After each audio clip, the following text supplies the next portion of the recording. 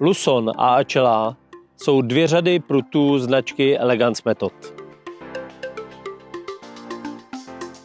Pruty Luson, vyšší řada prutů, použitý materiál, vlákna Toray 36T, Seaguide očka, Fuji sedlo navijáku, rukojec kombinace mechovky a korku.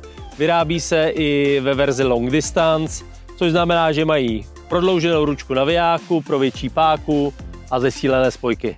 Řada Acela.